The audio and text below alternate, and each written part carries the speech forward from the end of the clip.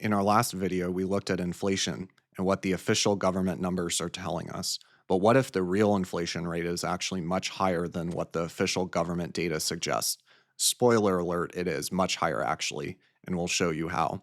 So here we have the CPI index. This is the Consumer Price Inflation Index.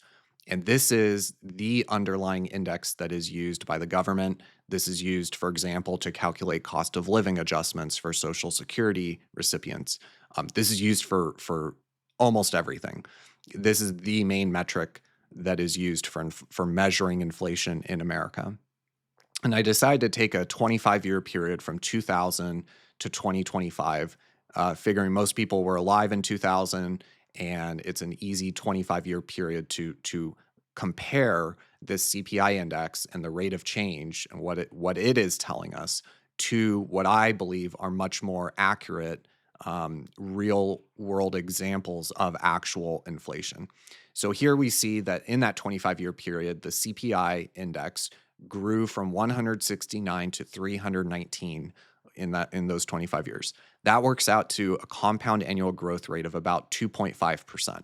This is the Fed's target is 2%. So they are constantly trying to target 2% inflation per year. It's important for people to know that inflation is actually targeted in that way. In reality, the technological advancements should actually be lowering prices. And we see this with especially kind of high tech items. You know, a flat screen TV, 50-inch flat screen TV went from, being $3,000 in 2005 to now you can get one for, $250. The cost of flash storage, right? A USB thumb drive has dropped dramatically. Tech and the advancements of technology should be lowering prices. So we actually should be seeing deflation in our everyday lives. The problem is that we live in a debt-based monetary system where, and we'll get into this very shortly, where the money, quote unquote, that our country uses and our economy uses is the majority of it is not actual physical money that was created by the government officially. Most of it is actually just kind of loaned out into existence in the form of private bank credit. So let's look at some actual money supply metrics. Here we see M2 money supply. There are a number of ways of measuring the money supply. There's M0, M1, M2, and M3. M2 is the most widely used and I think probably the best way to try to measure it, or at least estimate it. M2 money supply includes all of the M0 and M1 components, which are basically the physical currency, the actual $100 bills and the quarters that are minted and put out into the economy. It includes all those official kind of real money, and then it starts to include other forms of money, such as demand deposits, right? You have a checking account at Wells Fargo. That's a demand deposit. It also includes traveler's checks and other checkable deposits at commercial banks. It includes savings accounts. It includes time related savings accounts, right? If you have a CD account where it's a 5 or 10-year CD account, it includes that. And then it also includes retail money market funds, which are held through like brokerages where you have some cash that you're not ready to buy stocks with, and it just sits there in your Charles Schwab or your Robinhood. That's essentially sitting in a money market fund. And so that's what M2 includes. M3 includes different items, but I don't have access to it for America. And like I said before, M2 is kind of the most widely used metric to measure the money supply. And we can see that in the 25-year period from January 2000 to January 2025, the M2, the actual money supply, grew from 4.65 trillion to 21.65 trillion. This works out to be a compound annual growth rate of 6%. Now remember, the CPI index, the compound annual growth rate on average, this official government inflation metric is only growing at 2.5%. And we know that the money supply, the real actual money supply, inflation is a monetary phenomenon directly proportional to the money supply. This is growing at 6% a year. So we already see a disparity starting to build. Here is total bank credit. So, like have kind of mentioned before, um, most of the money that is out there in the real economy that people think of as dollars are not official dollars that were created by the government. Um, Most money, over 80% of the money that is out there in the economy, is actually private bank credit, right? So, say you are trying to buy a home, you go to Wells Fargo and you say, "Hey, I would like a $500,000 mortgage." Well, the way that it works in reality in a debt based system is they essentially loan that money into existence. So they give you $500,000 that they just created out of thin air. They give you that money. You take that money and go buy the house. And the way it balances out, double entry accounting, they record that as an asset. So that mortgage is an asset for the bank. And it's offset by a liability, which is now you are, the homeowner are on the hook to pay the bank back $500,000. So essentially, in the way the current system works, that essentially nets out from a double entry accounting point of view.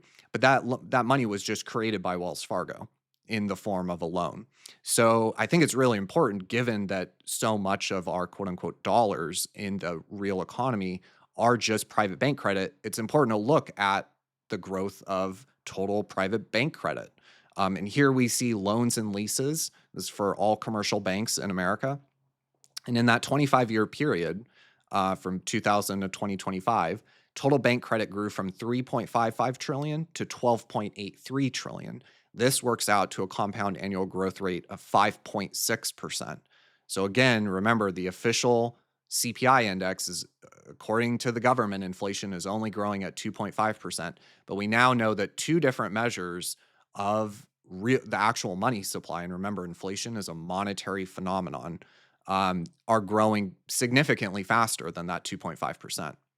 So here we see the M2 money supply in white, total private bank credit in purple, and then the CPI index in red. And the way this chart works is this is a percent change over here on the right. So it's all one scale on the right here. And we can see that the official government CPI index, the official inflation data that they are reporting, is significantly lagging behind real inflation, the real change of the actual money supply. Remember, there are only so many goods and services in America, in an economy, in the world. When more monetary units are created, either by a private bank or by the government, that is how you get inflation. There are only so many goods that can be made at any given time. There's kind of a semblance of scarcity. And when you create more monetary units, you now have more monetary units chasing the same amount of goods. So that is how inflation is created. And we can see that this actual money supply, whether you use total bank credit or the M2 number, is growing significantly faster than the official CPI index. Here is a way to measure that outperformance. So in white, we took the M2 money supply and we divided it by the CPI index. This shows you the degree to which the money supply is outpacing the CPI index. And from January 2000 to January 2025, the M2 money supply, which is actual inflation, outpaced the official government metric by 148%. Total bank credit divided by the CPI index shows you the same thing. How much faster is total private bank credit growing than the CPI index? And in that 25-year period, the actual inflation outpaced the official government data by 98%. So in 25 years, most people watching this will have remembered the year 2000. You might have even been working in the year 2000. No matter how you slice it, actual inflation is over 100% higher than the official data suggests. That number for a pretty short period of time, 25 years it's not nothing, but it's also not, we're not talking about 300, 400 years. We're not talking about the length of, a nation's history. right? Like we're talking about just a 25-year period. Most people will work for double that. Most people work 50 years of their life. And in just this 25-year period, M2 money supply has grown 148% faster than the CPI index. Total bank credit has grown 98% faster than the CPI index. So now that we know that actual inflation is significantly outpacing the data that they suggest, that they report, it's, I think, maybe important to look at something like the S&P 500. So this is the S&P 500. It's the 500 companies that make up the S&P index. And from January 2000 to January 2025, that same 25-year period, the S&P grew from 1365 to 5545. This is including the recent pullback we've had. This works out to a compound annual growth rate of 8.25%. So you look at this chart in nominal terms and you think, wow, this looks great. Especially, if I was investing over here in the early 2000s, wow, look at that. It's going parabolic. Made so much money. And if you divide it by this is the official government metric, the CPI index. You take the S&P and you divide it by the CPI index. This would, show you the real return, inflation adjusted return, quote unquote, allegedly. When you do that, it still looks really good. Still looks like from 2000 to now, you doubled your money if you use the CPI index as a way to measure the real return, the inflation adjusted return. It still looks pretty good. It doesn't look quite as good as it did before, but it still looks pretty good. But what about if you use the M2 money supply? Actual money supply. Wow. You are actually down in a real inflation adjusted rate of return. You have actually lost money, despite the fact that we just looked at the S&P and in nominal terms, it looks like it's going parabolic. You actually lost money in using the real M2 money supply, actual inflation, actual expansion of the money supply. You actually lost money if you use M2. If you use total bank credit, you are up marginally in that 25-year period. You're up 3.5% inflation adjusted. So again, I think it's really important for people to understand this. Anytime the government is reporting data, there are incentives that are at play. And it's not just partisan incentives. Of course, those appear too. There's an administration, we get, two consecutive quarters of negative GDP. They don't want there to be a recession. No president wants to have a recession in their term. So we change the definition, right? Or inflation looks too high. So we're going to start making adjustments where we take the profit margin for United Healthcare or some, public health insurance company and put in this complicated formula to try to approximate the actual premium that normal everyday Americans are paying for health insurance. Does it make any sense? No, of course not. Is it manipulation? Of course. And it's important to always question these kind of official metrics because there's always a lot lying under the surface. And again, this is constant across every political party has done this. They all are incentivized to act in their best interests and maintain power and continue their reign to try to hopefully get richer, more powerful, whatever. This is not just a Republican thing or not just a Democrat thing. They all do this. And it's kind of baked into the fact that it is government data.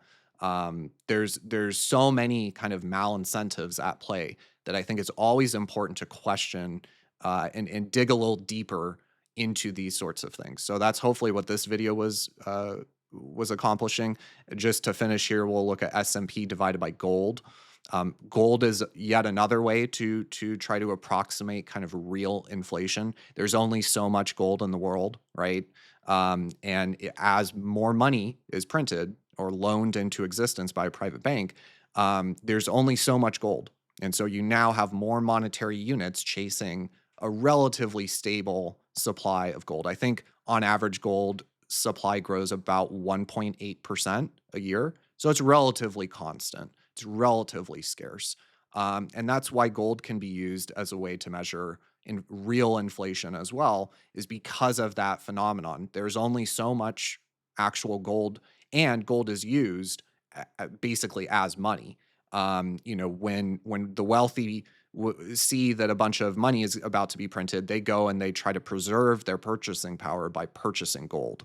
Um, Central banks use gold again to try to store purchasing power and preserve their wealth that they may have accumulated via trade surplus or something. Gold is used as money.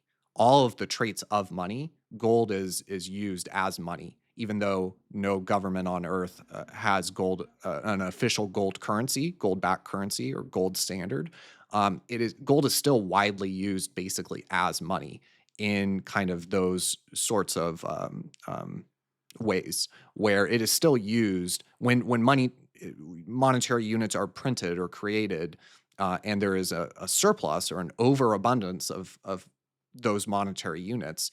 Uh, they will chase gold, right? They will try to preserve their purchasing power by buying gold. And so the more monetary units you create, the higher the gold price goes. And this is why gold is, I think, a pretty good way of measuring the real actual inflation. And here we see the S&P 500 divided by gold. And I've shown this chart before, but it's actually a much worse looking chart than S&P over total bank loans. So in the 25 years since in this time period we're using, you have actually lost 69% of the real value of that investment in the S&P 500 when you calculate the actual inflation rate by using gold. And I've mentioned the time period of the 60s before, and I think that is a good analog to what we might be about to see. And so, I think it's important for people to in an era of rising inflation, right? I believe that we will be seeing higher rates. Just, we had a 70, 80 year period of falling rates, and that was great. Very stimulative, very disinflationary. But the period of time was very disinflationary, and we had these falling rates, and that was all great. But we are entering a world of decreasing globalization. Globalization was largely disinflationary, and technological advancements, as we have mentioned before, are very disinflationary, if not outright deflationary. Think about the price for a 1 gigabyte USB flash drive now versus 10 or 15 years ago. Um, but we are entering an era of decreasing globalization.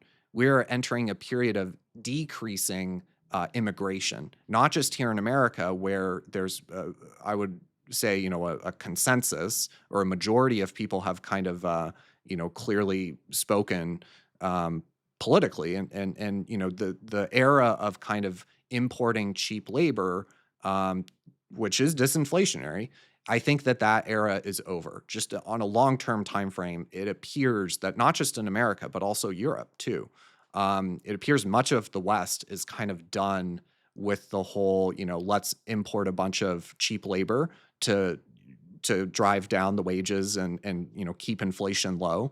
It seems like just kind of politically that approach is on the decline. Just like globalization, we are not entering a world of increasing global trade and cooperation. We are entering a period of decreasing global cooperation and free trade.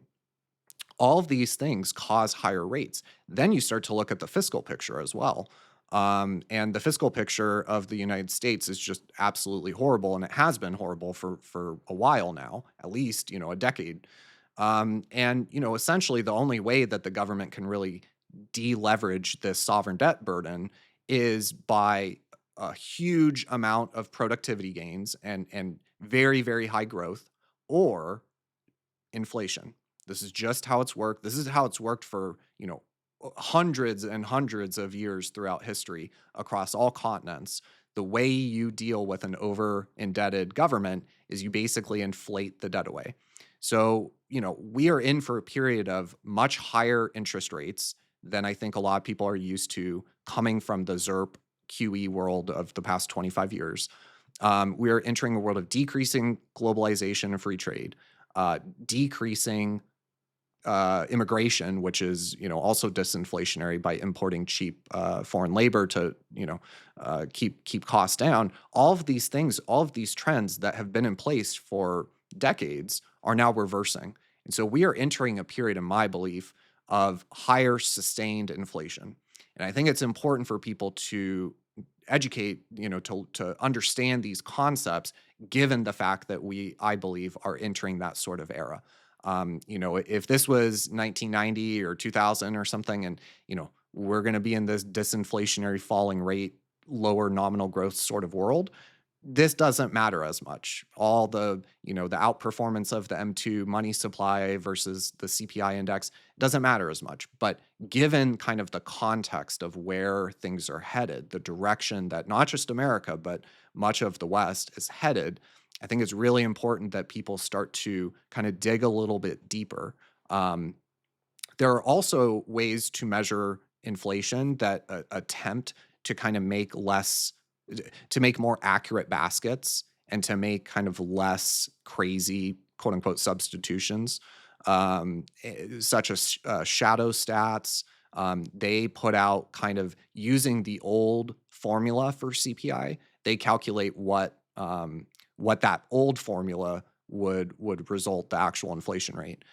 So shadow stats is good for that. There's also Truflation, TRU-flation, and they try to do a similar thing where they try to do a real-time measurement of kind of actual real-world inflation. And so I would recommend people maybe get familiar with those two metrics. And if you have access to kind of economic data like this kind of stuff that we've been going through, start to kind of go a layer or two deeper, because in reality, the degree to which they are lying to the American people is pretty shocking. And again, this is not a political thing. This has been going on for many decades, as you can see. This goes back to the end of the gold standard. But we can see that the trend is constant in those past 25 years that we've been looking at. This is the same story is at play. The actual CPI index, the real kind of official government data, is significantly underpacing the actual inflation rate, which is white is M2 and purple is total bank credit. This is how it's always been. Governments have always been incentivized to tweak around the edges and make modifications, and let's substitute this. No one actually needs that. We can use this much cheaper good because it's essentially the same thing. These incentives have been there for many decades across all political parties. And so, I think it's always important for people to question, no matter who is in power, to always dig a little deeper and question anything the government says, because there are kind of these ingrained, entrenched malincentives within the structure of the system that allow for these sorts of kind of misrepresentations to go on. So hopefully that was helpful. If there are any further inflation related things that people would like me to go over, leave a comment. Be more than happy to look at it. But yeah, hopefully that was helpful.